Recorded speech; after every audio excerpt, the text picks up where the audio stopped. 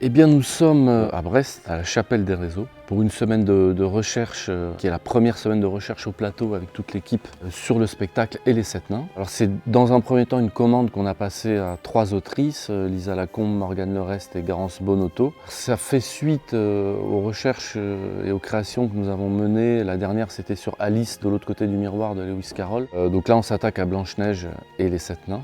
Alors, elle joue un nain, c'est la figure d'un nain, mais comme c'est dans un rêve, c'est Alice Mercier rêvée par Anne-Sophie Hérel.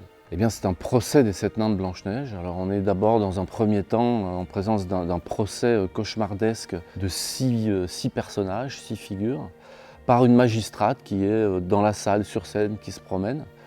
Et elle va mener une enquête parce qu'un des nains a disparu.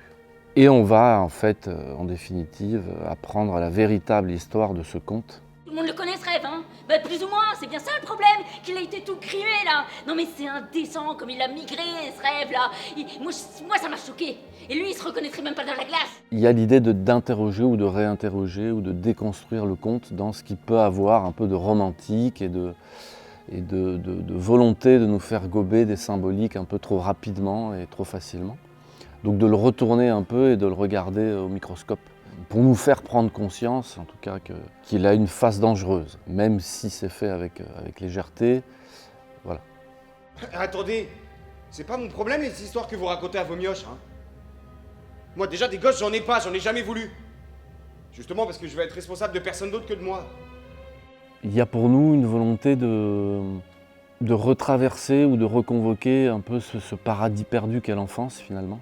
Cette période de l'adolescence où on ne comprend pas obligatoirement tout ce qui nous traverse. On est pris par l'injonction des adultes à se comporter, à penser, enfin voilà, on est en formation. L'important n'est pas ce que l'on fait de nous, mais ce que nous faisons nous-mêmes de ce que l'on a fait de nous. Il y a beaucoup d'accointances entre